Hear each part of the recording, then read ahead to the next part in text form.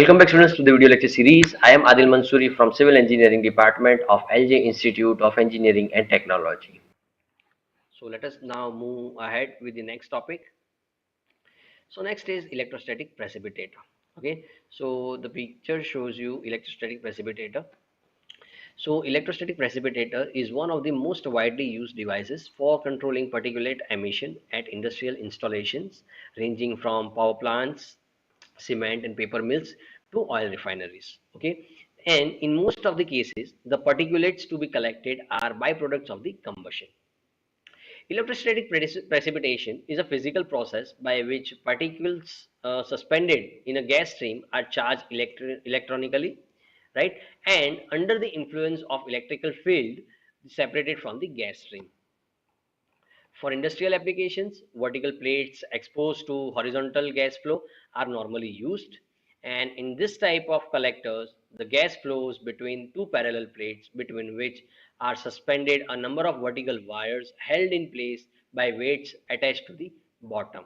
Okay, so these wires form the discharge electrodes while the vertical plates from the collection electrodes. Okay, so talking about the advantages, it has the particles as small as 0.1 micrometer can also be removed.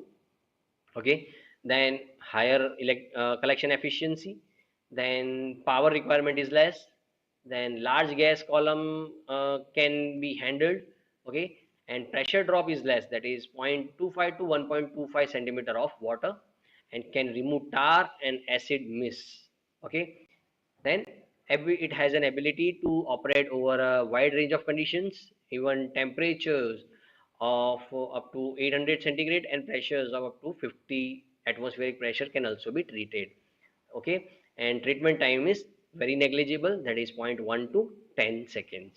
Okay, and talking about the disadvantages, it has high initial cost, large space is required, then high voltage equipment necessitates special safety precautions, right? There are possible explosion hazards during collection of combustible particulates or gases, and collection efficiency reduces with time. Then sensitive to variable dust loading and flow rates. Okay, so these are certain disadvantages. So moving further, next is fabric filter. Okay, so fabric filter, or it is also known as the bag house, right? So fabric filter consists of tubular bags or an envelopes suspended or mounted with open cells in such a way that when dirty gas pass through it, the particulate matter is arrested on the inside fabric surface of the bag. Okay, and the whole system, generally known as bag house, consists of number of such bags. You can see in the picture, right? The upper ends of the bags are closed while the lower ends are attached to a hopper, and where also the inlet of the flue gas is located. Okay, and the upward moving gas drops out particulate matters in these bags, which settle down into hopper, and cleaner gas goes out through the fabric filters. The framework is provided with an automatic shaking devices for cleaning the bags of the collected dust. Okay, now, the normal velocities at which the gas is passed through the bag is 0.4 to 1 minute, sorry, 0.4 to 1 meter per minute, and the air to cloth ratio is one of the important parameters in designing of these filters. In the low ratio bags, the air to cloth ratio is between 7 to 25 mm per second, while in high ratio bags, this is value is 25 to 50 meters per second. Okay, talking about the advantages, high collection efficiency about 99%, collection and disposal of particles in dry form, then low pressure drop, fine, then simple construction and operation, then nominal power consumption. Okay, so these are the advantages. Talking about disadvantages, large size of equipments are needed, right? Then operational limitations for process temperatures are higher than 285 degrees centigrade, high initial construction cost, then operational limits at high humidity, and the fabric is also liable to chemical attack. Okay, so let us now move towards the next topic, that is wet scrubber. So a wet scrubber is a device which utilizes a liquid to assist in the removal of particulates from the carrier gas stream. They are mixed phases of gas and liquid. The object of the scrubber is to transfer suspended particulate matter in the gas to the scrubbing liquid, which can be readily removed by the gas cleaning devices. Okay, so common types of scrubbers are spray towers, Peck Bed Towers, and Cyclone Scrubbers, and Venturi Scrubbers. Okay, so let us have a look at each of them. So spray towers, you can see the picture. So the simplest type of wet scrubber is a spray tower into which water is introduced by means of spray nozzles, right? You can see in the center, right? And the polluted gas flows upward and the particles collected results because of dirty gas in the inertial impact and interception on the droplets. These are used for removing coarse dust where high efficiency is not required.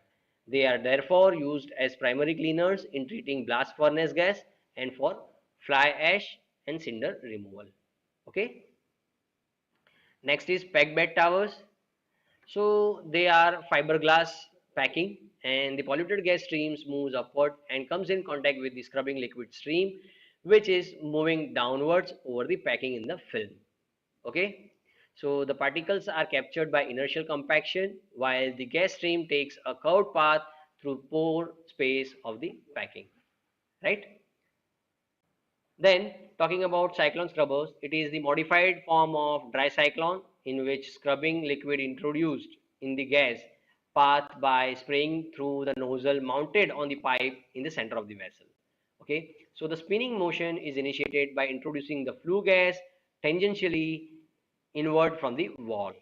Okay, and the spray assists in collection of the dispersoid and tend to prevent re-entrainment. The scrubbing liquid with the collected particles runs down the wall to the scrubber bottom and out, whereas the clean gas leaves through the top. Okay, so you can see the picture. Okay, students. So next is Venturi Scrubber.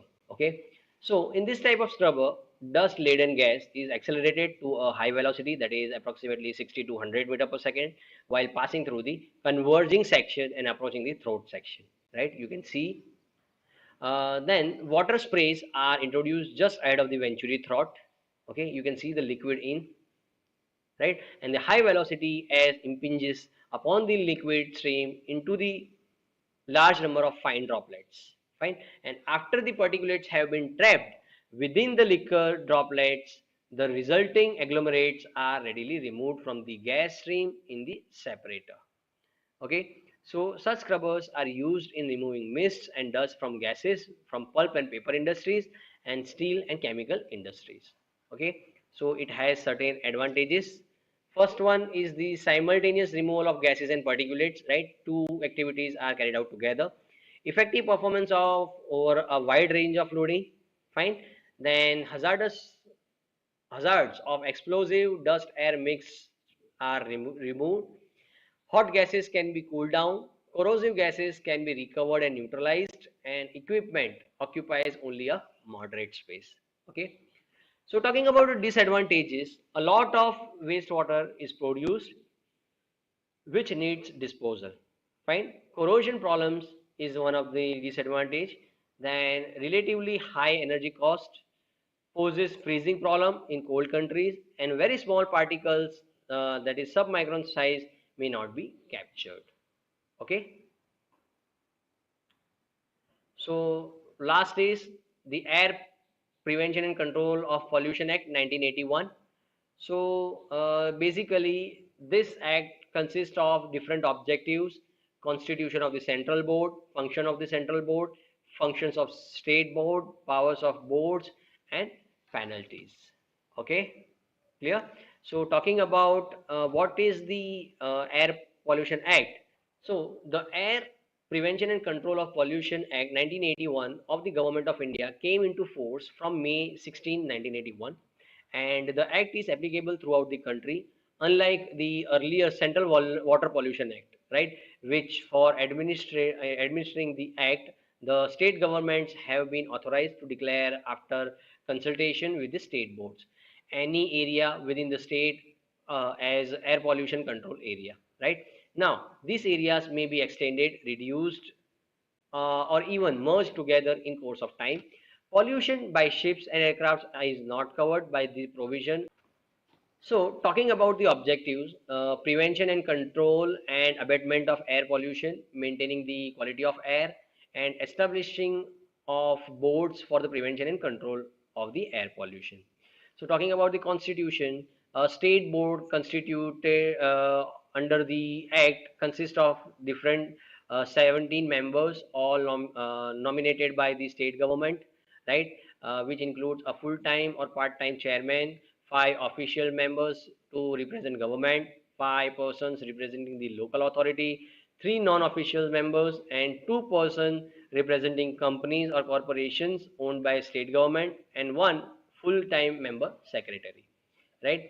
Talking about the functions, to then there are several functions like to improve the quality of the air, to prevent and control and abate the air pollution in the country, to advise the central government on any matter concerning the improvement of the quality of air, then to plan and execute the nationwide program for the prevention, control and abatement of the air pollution, then to control the activities of the state board, provide technical assistance, and carry out research relating to the prevention and control of the air pollution. Okay, then to lay down standards for quality of air, and last to establish the or recognize the testing laboratory. So these were the functions of the central board. Now talking about the functions of the state board, there is a function to plan a comprehensive program for prevention and control of the air pollution and implement the same, then to inspect air pollution control areas, assess the quality of air therein, and take appropriate measures to control air pollution in such areas, right?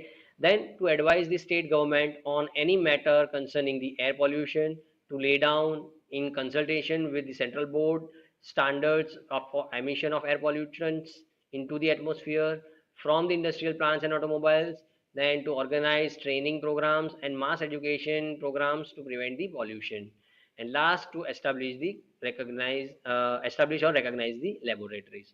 Okay, talking about the powers of the board, so there is a power to declare air pollution control areas, right? Power to entry and inspection, power to take samples of the air or emission, restriction on use of certain industrial plants, power to give instructions for ensuring standards for emission from automobiles, and establishment of the state air laboratory. Fine.